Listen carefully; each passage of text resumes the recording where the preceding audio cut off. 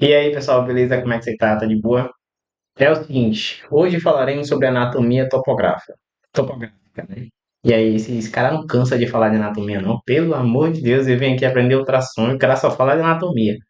Mas a anatomia é extremamente importante para a gente entender as coisas, né? Eu já falei isso em aulas anteriores e falarei em aulas posteriores que a anatomia é tua brother, a anatomia é tua amiga. Fecha com ela, cola mesmo, tenta aprender o máximo possível, não se resume, não se limita só ao que a gente vai passar aqui, né? Tenta correr também por conta própria, que a anatomia vai te ajudar um bocado. Mas vamos lá, sem mais delongas, a anatomia topográfica está na tela e o meu mouse não apareceu. Apareceu.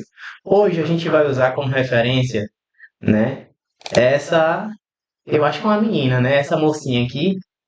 E ela vai ser o nosso exame, ela vai ser a nossa modelo hoje de ultrassonografia, né, de anatomia, na verdade, anatomia topográfica. Eu vou fazer um paralelo, embora o nosso curso seja um curso voltado para a ultrassonografia, eu vou fazer um paralelo aqui com o raio-x, para a gente tentar entender a localização e a relação de uma estrutura com outra. O curso é de raio-x, Jailton? Não, o curso é de ultrassom. Mas usando o raio-x foi o que eu consegui trazer para vocês mais próximo da realidade, né, para que a gente consiga ter uma noção, uma localização ideal, uma percepção mais próxima da realidade, apesar de ser um curso online, tranquilo? Vamos lá. Embora pareça algo incomum, algo estranho para alguns colegas, talvez que tenham um conhecimento um pouco mais profundo de anatomia, para outros nem tanto. Eu já houve situações em que eu estava com alguns estagiários, alguém assim, e, tipo assim, botei o tração na mão e falava, vai, acha que é algum órgão, e a pessoa fica perdido em saber discernir onde é abdômen e onde é tórax do animal. Ah, mas isso é fácil, isso eu sei. Sim, mas pode ser que alguém fique perdido. Mas vamos lá, vamos começar do básico, né, do bem basicão, e aí depois a gente vai progredindo, tranquilo? Vamos lá, o que que acontece? Inicialmente, a gente vai esquematizar aqui, ó. Aqui, isso aqui. Isso aqui é o limite do membro do animal, né? E a gente tem uma transição, um limite aqui entre o abdômen e o tórax. Vamos colocar aqui, ó. O coração está aqui, ó. O coração está aqui, veio a cava, a artéria aorta saindo aqui e tá aparecendo e o ramo cranial da artéria aorta e veio a cava saindo aqui, né? As costelas estão passando aqui, as costelas não, as vértebras, né? E as costelas estão sobrepostas aqui. Isso aqui é tórax, né? Tórax. O abdômen é toda essa estrutura aqui, ó. E isso aqui é abdômen. As estruturas que a gente vai estudar aqui agora estão nesse ponto, daqui para trás. Então aqui a gente vai estudar fígado, aqui a gente vai olhar bexiga, intestinos, rins, tudo nessa porção aqui, ó. Cadê a cor? Tá para vermelho? As estruturas que a gente vai avaliar agora estão aqui dentro. Estrutura abdominal.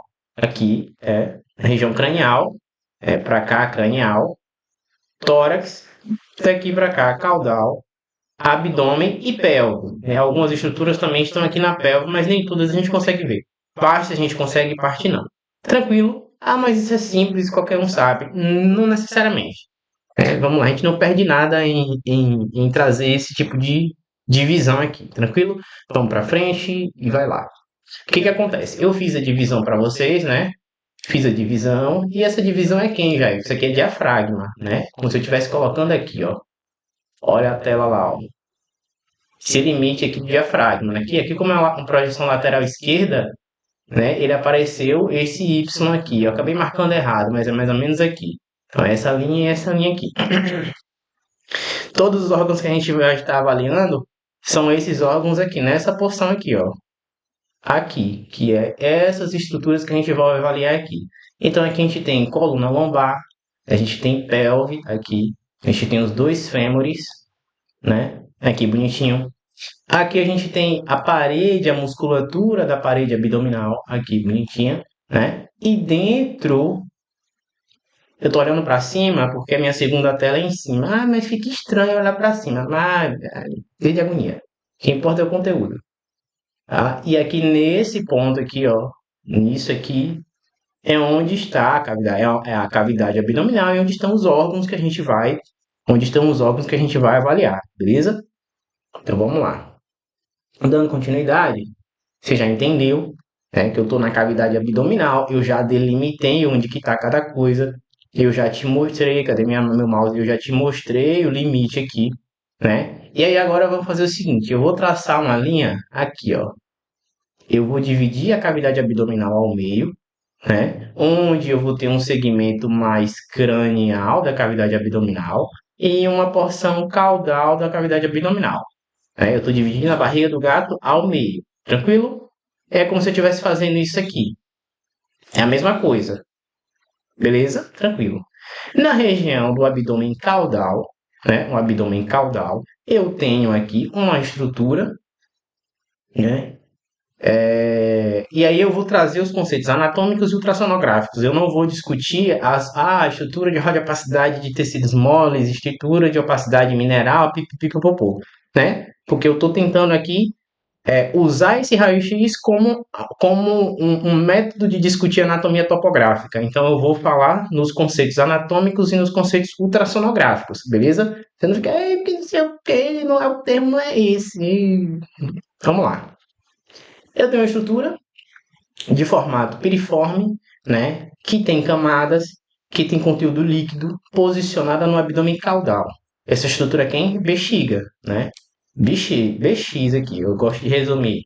Bexiga, tá aqui, ela é a posição dela. Olha só a referência, né? Eu fiz, dividi, então ela tá cá no abdômen caudal. Quando eu quero avaliar a bexiga, claro, a gente vai fazer essa avaliação com o animal decúbito dorsal, né? Eu coloco meu transdutor aqui.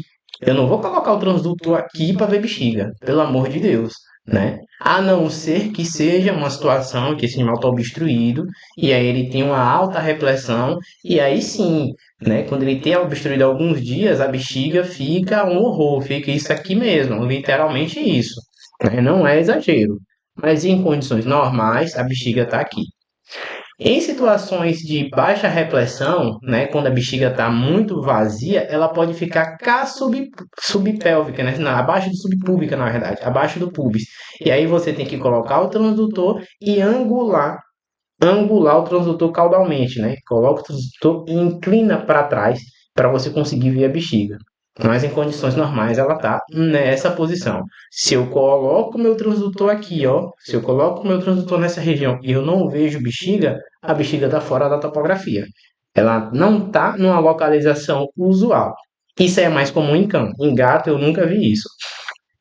Mas em cão, pode acontecer, né, de hérnias perineais, de você ver aquele animal com aquele aumento de volume gigante aqui, bilateral ou unilateral, e quando você coloca o transdutor, você vê bexiga, vê próstata, vê intestino, vê tudo aqui.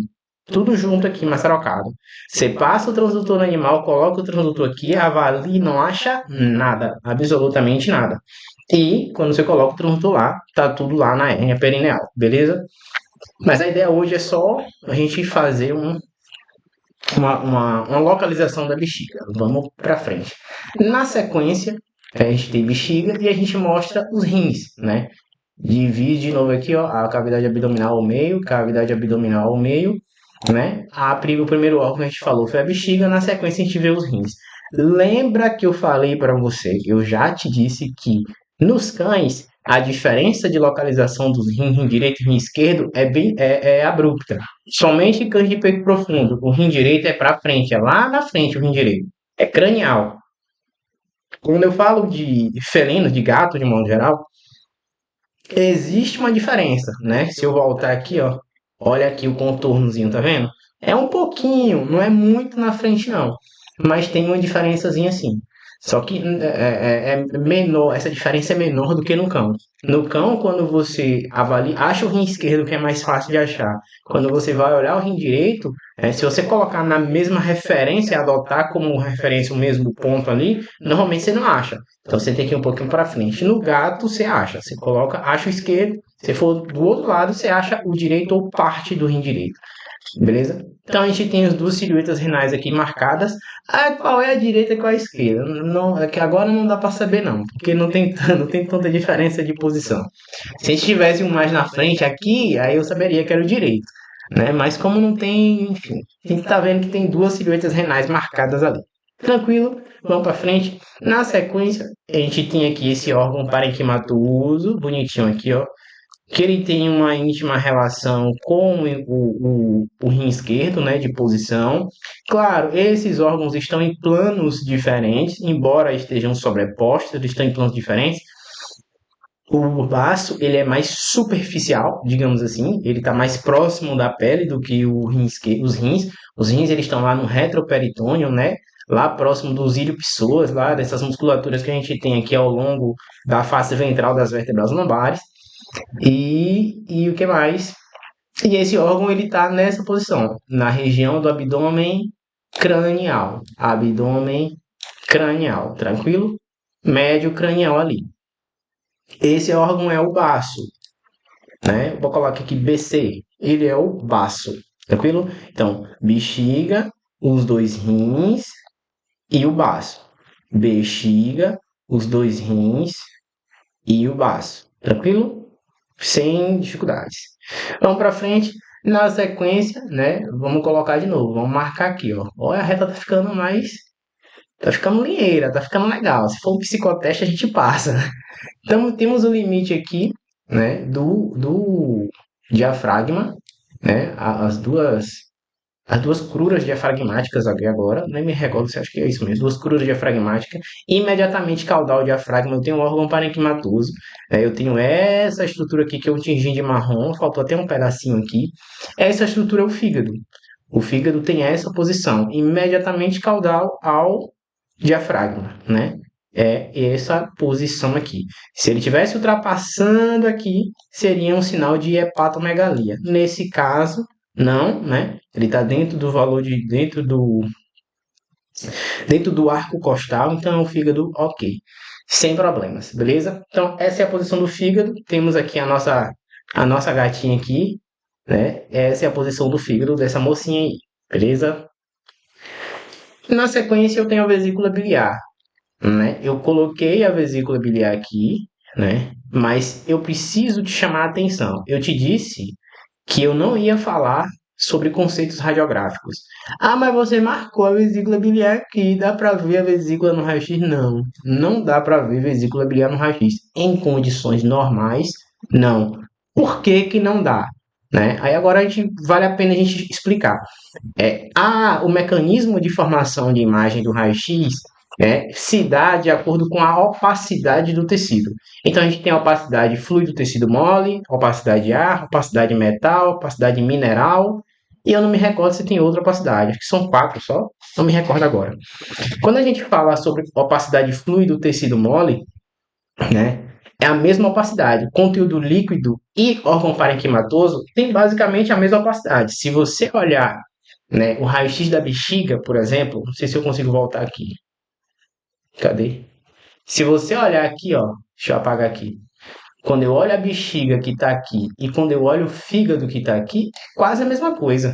A diferença de opacidade é por conta do espessamento. A espessura do fígado é maior do que a da bexiga, e aí isso causa maior barreira na propagação do raio-x.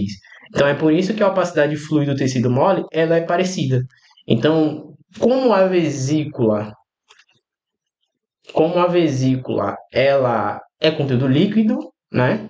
E ela está dentro de um parênquima de tecidos moles, no raio-x eu não consigo discernir, a não ser que esse paciente tivesse sido submetido a uma portografia, injetado contraste iodado na veia porta. Aí eu veria a vesícula. A não ser que esse animal tivesse uma colecistite enfisematosa. Ele tem inflamação com produção de gás dentro da vesícula. Aí o gás é meio de contraste. No ultrassom, gás atrapalha, né? Gás é artefato, é imagem que não condiz com a realidade.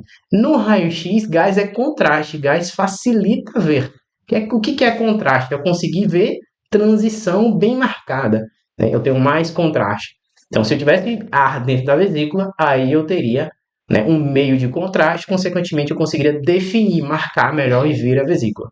Tranquilo, sem dificuldade, beleza? Só fiz esse parêntese para não ficar, porque marcou um raio-x ali na vesícula e não sei o quê. E não dá para ver, né? Porque a gente quer tirar o cara, né? Aí a gente tem que, né, sofisticar o conteúdo. Na sequência, em roxo, a gente tem o estômago, né? Cavidade gástrica, para quem gosta de falar difícil, né, no raio-x. O estômago é uma estrutura que está imediatamente caudal. Ah, olha só a diferença, né? Olha lá, o estômago marcado aqui e marca de novo. Olha lá a posição dele, tá vendo? Imediatamente caudal ao fígado. Então eu tenho diafragma. Aqui, tudo aqui é tórax, né? Tudo aqui é tórax.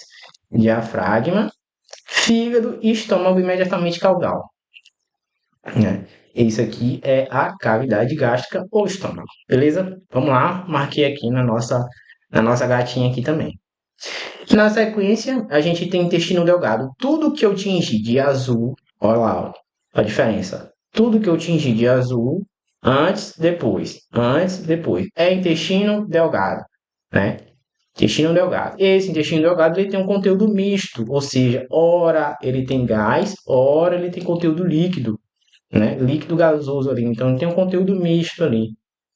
Intestino delgado. Eu consigo, Jailton, discernir onde é o duodeno, onde é o duodeno ascendente ou do jejum proximal, distal, papapá, pelo ilho que você falou lá na anatomia?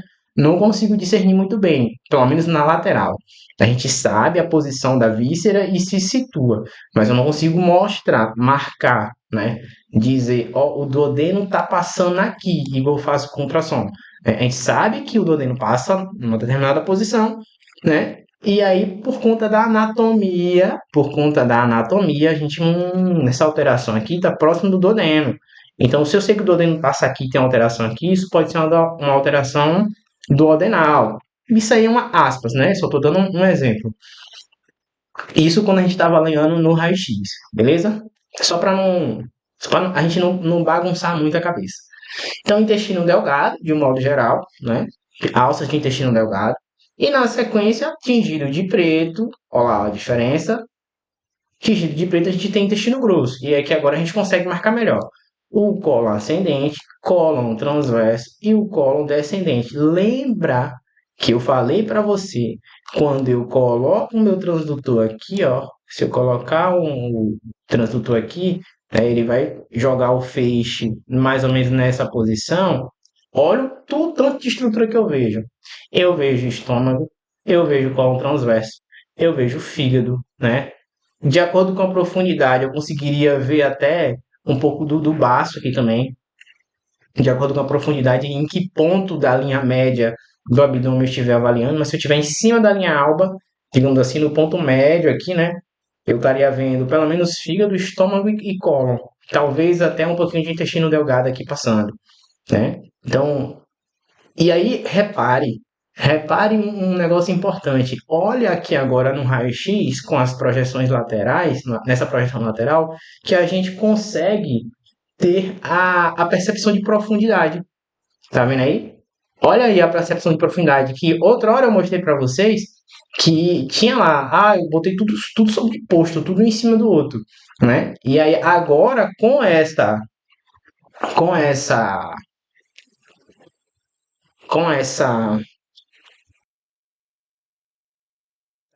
Aí a gente percebeu os níveis de profundidade, né? A percepção de profundidade. A gente tem estruturas mais superficiais, né? E estruturas mais profundas. E aí fica mais fácil a gente discernir, né? A gente ter essa noção de profundidade, que isso é importante, né? Então, porque haverá momentos em que você vai ter que fazer mais pressão na mão, vai ter momento que você vai ter que baixar ou aumentar a frequência, baixar o foco para ver estruturas mais profundas, né? Ao passo que vai ter momentos que você vai ter que aumentar a frequência, subir o foco, né? E ajustar a máquina, diminuir a profundidade para ver estruturas mais superficiais, estruturas mais ou menos aqui. Então, isso é importante a gente ter essa noção de profundidade, de tridimensionalidade das estruturas, né? Vamos ver o que a gente tem mais para frente aqui, né? É isso. A gente. termina esse primeiro momento aqui de anatomia topográfica. Na sequência, a gente vai fazer um pouquinho. A gente vai ter a nossa aula de anatomia topográfica na projeção VD. A gente teve essa visão lateral, né, para entender a posição dos órgãos certinhas, entender a relação de um órgão com o outro, a relação anatômica, né, que é a anatomia topográfica, na projeção lateral. E agora a gente vai trazer a VD, né, a visão da barriga de baixo para cima, digamos assim, para que a gente consiga montar a nossa tridimensionalidade. É como se a gente estivesse fazendo a tomografia, né? Eu quero que você tenha essa percepção. Eu vi assim e agora eu estou vendo assim. E a gente vai conseguir desenrolar melhor isso daí. Qualquer coisa, estamos à disposição. Deus abençoe, né? E tamo junto e estuda. Pelo amor de Deus, estuda, viu? Anatomia parece ruim, parece chato, mas ajuda bastante. Valeu, tamo junto.